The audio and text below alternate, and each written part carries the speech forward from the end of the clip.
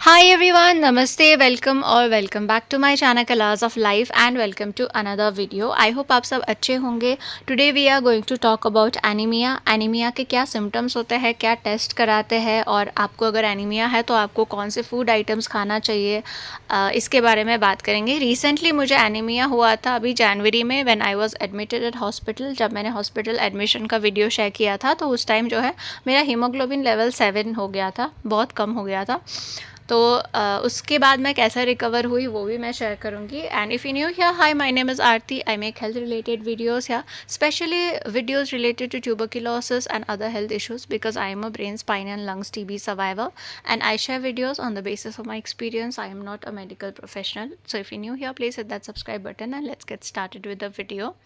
So guys, आज हम बात कर रहे हैं अबाउट एनीमिया. तो दिसंबर में जब मैंने जनवरी में अपना हॉस्पिटल वाला वीडियो पोस्ट किया था उससे 15-20 दिन पहले दिसंबर एंड से ही मुझे जो है बहुत ज़्यादा सांस लेने में प्रॉब्लम हो रहा था. मैं अगर 25-30 भी नहीं 20 सीढ़ी चढ़ने के बाद में सीढ़ी में चढ़ ही नहीं पाती थी क्योंकि मुझे बहुत ज़्यादा सांस फूलता था. कभी कभी जो है मैं बैठी हूँ तो सांस लेना मुश्किल हो जाता था मुझे. ब्रीदिंग अच्छे से नहीं होता था. कभी कभी मेरी हार्ट बीट बहुत तेज़ हो जाती थी और जो है 15-20 मिनट एक जगह पे बैठो तो वहाँ से उठते टाइम मुझे चक्कर आता था, बहुत ज़्यादा डिज़नेस होता था और बहुत ज़्यादा वीकनेस था. जो मैं डेली का घर का काम करती हूँ, कुकिंग जैसे प्लांट्स में पानी देना, घर की साफ़ सफाई, वो सब भी मेरे से नहीं हो रहा था. और उसके बाद जो है बहुत ज़्यादा सांस में तकलीफ़ हो रही थी तो हमको थोड़ा डर भी लगा था. हमने डॉक्टर को दिखाया. और एक चीज़, मेरा हाथ पैर बहुत ठंडा होता था. दिसंबर के महीने में भी बेंगलुरु में इतना ज़्यादा ठंडा नहीं होता है लेकिन स्वेटर लगाने की, सॉक्स लगाने की ज़रूरत नहीं पड़ती है, लेकिन मुझे डबल सॉक्स लगाने की ज़रूरत पड़ी थी बिकॉज़ बहुत ज़्यादा ठंडा हो रहा था हाथ पैर. तो हमने डॉक्टर को दिखाया तो उन्होंने ईसीजी कराया तो मेरा ईसीजी थोड़ा सा ज़्यादा आया था तो मेरे को टैकीकार्डिया बताया. उसके बाद जो है उन्होंने मेरा सीबीसी कराया. तो सीबीसी जब मेरा हीमोग्लोबिन का टेस्ट हुआ तो उसमें मेरा हीमोग्लोबिन 6.5 था. हीमोग्लोबिन बहुत कम हो गया था. उन्होंने इमीडिएटली जो है आयरन टैबलेट्स स्टार्ट कर दिए. उसके बाद उन्होंने मेरा एनीमिया प्रोफाइल कराया जहाँ पे आयरन, फेरेटिन ये सब चेक होता है. तो उसमें भी मेरा जितना होना चाहिए उससे बहुत कम था. और उसके बाद जब मैं तो उसके बाद जो है मैंने 20-25 दिन आयरन की गोलियाँ ली. तो जो आयरन की मेडिसिन होती है ना उससे कुछ साइड इफ़ेक्ट भी होती है. तो मुझे वो मेडिसिन लेने के बाद वॉमिटिंग होता था और मेडिसिन लेने के बाद वॉमिटिंग होता था. तो मेरे लिए वो मेडिसिन लेना बहुत डिफ़िकल्ट भी हो रहा था बिकॉज़ डेली मैं वो मेडिसिन लेने के बाद बहुत ज़्यादा नौज़िया हो रहा है, कभी कभी मैं वॉमिट कर देती थी. और जो है जब हमने कराया फिर 20-25 दिन बाद जब मैं हॉस्पिटल एडमिट हुई किडनी इन्फेक्शन की वजह से, तब हमने हीमोग्लोबिन का फिर से टेस्ट कराया तो मेरा 6.5 से 8 ही हुआ था. उससे ज़्यादा मेरा नहीं बढ़ा था और मेरे लिए बहुत डिफ़िकल्ट भी हो रहा था आयरन टैबलेट्स लेना बिकॉज़ डेली वॉमिटिंग हो रहा था. तो हमने वहाँ पे डॉक्टर ने सजेस्ट किया कि आप आयरन का इंजेक्शन ले लो.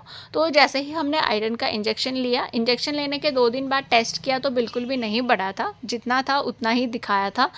फिर जो है उसके 1 हफ्ते 10 दिन बाद हमने टेस्ट किया तो मेरा हीमोग्लोबिन लेवल नॉर्मल हो गया था.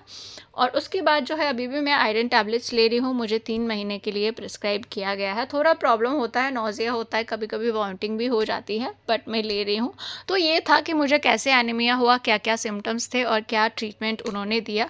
सो अब हम बात करते हैं कि एनीमिया क्या है. एनीमिया एक ऐसी कंडीशन है जहाँ पे आपके पास इनफ रेड ब्लड सेल्स नहीं होते हैं, आपका हीमोग्लोबिन कम हो जाता है.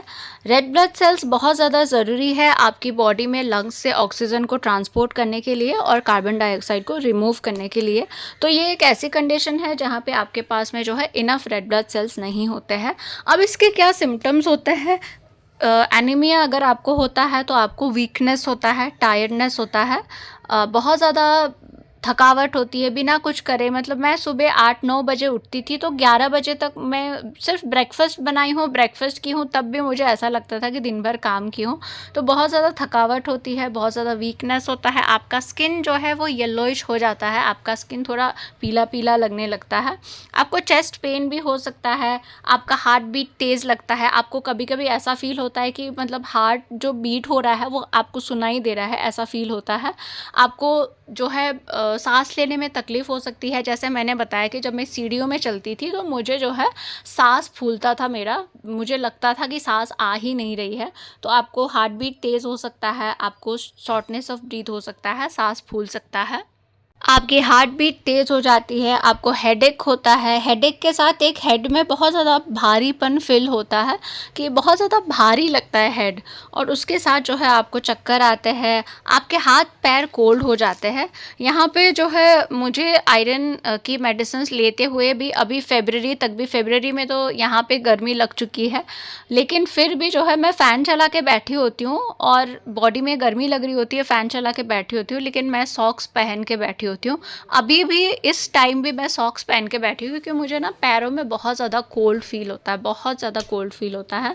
दिसंबर में तो और ज़्यादा कोल्ड फील होता था। तो आपके हाथों में, पैरों में ना बहुत ज़्यादा कोल्ड फील होता है।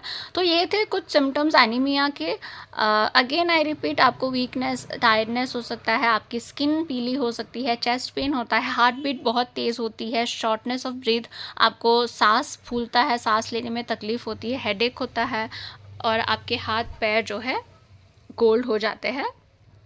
एनीमिया जो है विमेन में कॉमन होता है क्योंकि प्रेगनेंसी के टाइम आपको एनीमिया हो सकता है, चाइल्ड बर्थ के बाद जो है, बेबी बर्थ के बाद एनीमिया होता है, आपके पीरियड्स की वजह से भी जो है ब्लड लॉस होता है पीरियड्स में, तो उसकी वजह से भी जो है एनीमिया होता है। तो विमेन में ज़्यादा पाया जाता है।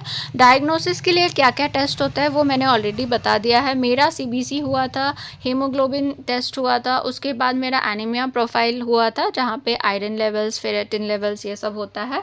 अब जो है मुझे जो एनीमिया हुआ उसके बाद ट्रीटमेंट में क्या दिया गया, मुझे दिया गया आयरन इंजेक्शन और उसके साथ में आयरन टैबलेट वो दिया गया। तो उसमें जो है अगर किसी का बहुत कम हो जाता है, किसी का आयरन बहुत कम हो जाता है, हीमोग्लोबिन बहुत कम हो जाता है, तो ब्लड ट्रांसफ्यूजन भी होता है। जैसे मेरी सिस्टर का कुछ साल पहले उनका बहुत कम हो गया था तो उनको ब्लड ट्रांसफ्यूजन हुआ था।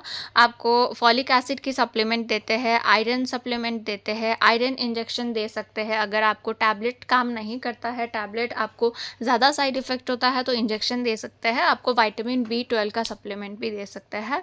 अगर किसी को एनीमिया है तो उनको क्या ध्यान रखना चाहिए? सबसे पहले आप एनीमिया के लिए टैबलेट्स जो भी डॉक्टर ने दिया है वो तो आप ले रहे हो, उसके साथ साथ आपको हेल्दी डाइट लेना बहुत ज़रूरी है। आपके डाइट में जो है आयरन रिच फूड इंक्लूड होना चाहिए, विटामिन B12, विटामिन C, ये आप अपने डाइट में इंक्लूड करिए। आपको आयरन रिच फूड, आपको फ़िश, रेड मीट में आयरन मिलेगा अगर आप नॉन वेजिटेरियन है तो।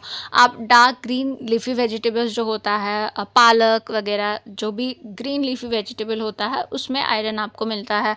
आप किशमिश खा सकते हैं अगर किसी को एनीमिया है। अगर नहीं भी है तो किशमिश आपकी हेल्थ के लिए बहुत अच्छा है, किशमिश खाने के बहुत ज़्यादा बेनिफिट्स हैं। आप 7-8 या फिर 10 तक जो है किशमिश आप रात को पानी में भिगो के रखिए, तो सुबह आप ब्रेकफास्ट के पहले वो किशमिश खाते हैं तो बहुत बेनिफिट करता है। तो किशमिश जो है बहुत अच्छा है। डेट्स खा सकते हैं आप, जो खजूर होता है वो भी आयरन रिच होता है। और सब्ज़ी में आप बीन्स खा सकते हैं, और हरी मटर जो है, बीटरूट का सूप खा सकते हैं, बीटरूट सैलेड, बीटरूट जूस, ये सब आप खा सकते हैं। विटामिन B12 भी आपको अपने डाइट में इंक्लूड करना चाहिए। मीट में होता है, डेयरी प्रोडक्ट्स जो है, दूध, दही, पनीर, जो भी डेयरी से बनता है, मिल्क प्रोडक्ट्स होता है, उसमें विटामिन B12 होता है। आपको विटामिन B6 भी लेना बहुत ज़रूरी है। अगर आप आयरन की मेडिसिन ले रहे हो, आयरन रिच फूड ले रहे हो, तो साथ में आपको विटामिन C भी लेना ज़रूरी है, क्योंकि विटामिन C जो है आयरन एब्जॉर्प्शन में हेल्प करता है। सिर्फ दवाई खाना ही नहीं है, वो दवाई जो है एब्जॉर्ब भी होना चाहिए। तो विटामिन C ज़रूर लीजिए। सिट्रस फ्रूट्स में विटामिन C होता है। आप लेमन जूस ले सकते हैं, ऑरेंज खा सकते हैं, वेजिटेबल में आप ब्रोकली, टमाटो खा सकते हैं। अब खाने की चीज़ में आपको एक ये गलती नहीं करनी है कि जब आप आयरन की टैबलेट ले रहे हो या फिर आयरन रिच फूड कुछ भी ले रहे हो, उसके साथ आपको कैल्शियम रिच फूड नहीं लेना है। आपको चाय, कॉफ़ी नहीं लेना है, क्योंकि चाय, कॉफ़ी जो है वो आयरन एब्जॉर्प्शन को स्लो डाउन करता है। तो आपको चाय, कॉफ़ी नहीं लेनी है। आप अगर 10 बजे आयरन की मेडिसिन ले रहे हो तो आप 9, साढ़े 9 को चाय, कॉफ़ी मत लो। उसके बाद जो है कैल्शियम रिच फूड जो भी होता है, किसी किसी का ये आदत होता है कि दूध पीने के बाद दवाई खाते हैं, लेकिन अगर आप आयरन की मेडिसिन खा रहे हो तो वो दूध पीने के बाद मत खाइए, क्योंकि दूध में कैल्शियम होता है। तो आपको जब आप आयरन की मेडिसिन ले रहे हैं, आयरन टैबलेट ले रहे हैं या फिर आयरन रिच फूड खा रहे हैं, तो आपको उस टाइम कैल्शियम अवॉइड करना है, बिकॉज कैल्शियम जो है आयरन एब्जॉर्प्शन को मतलब अफेक्ट करता है। तो आपको जो है आयरन और कैल्शियम कभी भी साथ में नहीं लेना चाहिए। तो आप दूध पीने के बाद आयरन की मेडिसिन मत लीजिए, और जो भी कैल्शियम रिच फूड है वो खाने के बाद मत लीजिए। और अगर आपको, जैसे मुझे क्या हुआ था कि जब मुझे आयरन डेफिशिएंसी था तो तभी मुझे कैल्शियम डेफिशिएंसी भी था, तो मुझे आयरन की टैबलेट भी चल रही थी, कैल्शियम की टैबलेट भी चल रही थी।